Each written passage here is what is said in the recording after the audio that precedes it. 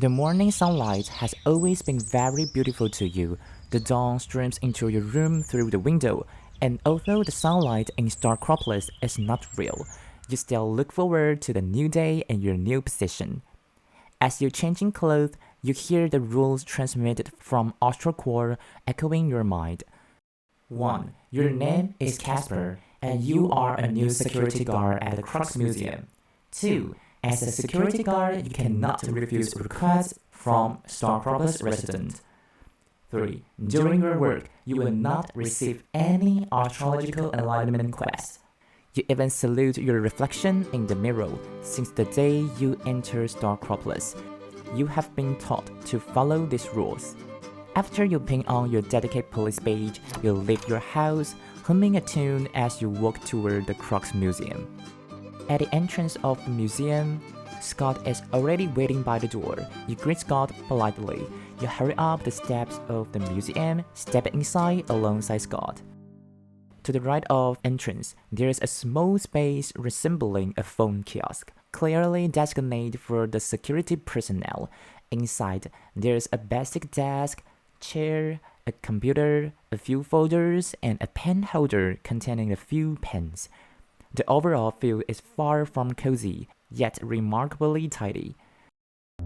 This is your office, Scott said, pausing slightly, as if it too felt that the small room hardly qualified as an office. It didn't linger, nor did it watch you step into your new workspace before leaving. You sit at your post, serving the surroundings of your work environment. At this moment, the desktop on your computer screen displays a list of rules. 1. Inside the guard kiosk, personnel wearing the badge must not review it freely to allow others to verify their identity. 2. The guard kiosk shift schedule is set from 9 a.m. to 5 p.m. However, during the scheduled break from 12 to 1 p.m., you are allowed to leave your post temporarily, but must return promptly. Outside of this break, leaving the kiosk is prohibited.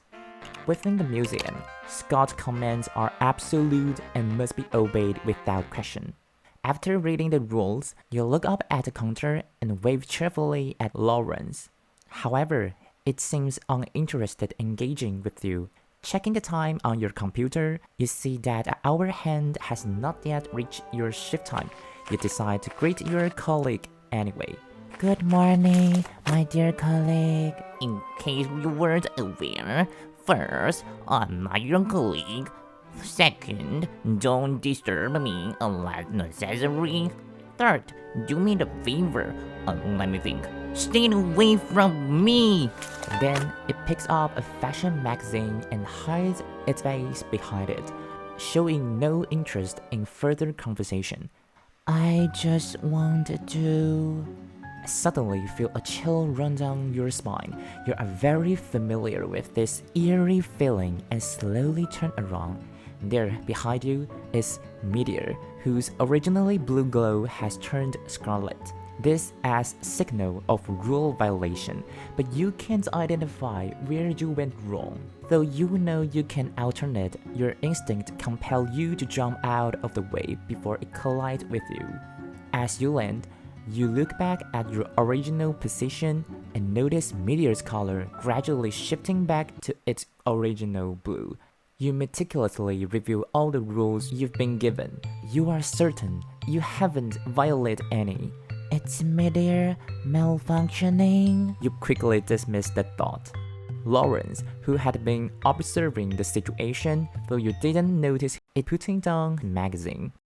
As you're lost in thought, a familiar voice interrupts you. Hi, Casper. Oh hey, Upgrade. What are you doing here?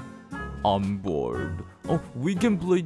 Upgrade haven't finished its word, but you quickly cover its mouth, trying to prevent it from saying more.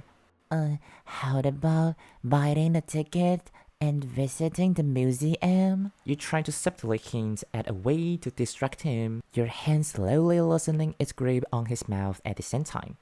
I don't want to. Most residents of the Starcropolis don't even know what they are looking at in the museum, myself included. Well, this is the first time I've agreed with you so much. I'm glad we share such high consensus. As you turn back to Arcade, you both lock eyes for a moment. You know you must come up with an alternative. Even though, as your friend, Arcade's thoughts are often unpredictable. Oh, I got it. I will work with you. From now on, I'm Casper number 2. Arcade declares, pulling out a security badge he somehow obtained and jumping into the guard kiosk. It will be too crowded here. Just move your butt over the bed. During the struggle, a gust of wind seems to sweep by, and that terrifying figure appears behind you. You have no choice but to follow Arcade into the kiosk. See, I told you, it would fit. Please, you are disturbing my... did you steal my badge? I didn't steal it. Remember that sleepover party at my house? You left it there. You wrestle with Arcade for the badge, which represents your identity. After a brief tussle, you manage to reclaim the badge. At that very moment, you notice Meteor outside the kiosk flashing a disconcerting red light. Then it hits you. Rule 1. Do not remove the badge. In a rush, you quickly pin the badge back on, realizing that Arcade is now also subject to the guard kiosk rules due to the badge. Oh no, Arcade, you must follow the guard kiosk rules now. Oh, please, it's just a few more rules. No need to panic. I've followed more rules in my life than you ever encountered. You don't. Meanwhile, patrons entering the museum to purchase tickets watch two of you argue inside the guard kiosk. I don't know, probably. How many tickets would you like? Why is there a second Casper in my god kiosk? Both of you explain the situation to Scott, but it's clear it doesn't want to know the details. I don't care what strange game you two are playing. Upgrade and get out of the guard kiosk immediately. Your face pales as you realize Arcade is caught in a situation where he is violating both Rule 2 and Scott's absolute command. You catch a glimpse of Meteor's blue eye rapidly fading, replaced by the fierce crimson glow. It's targeting me?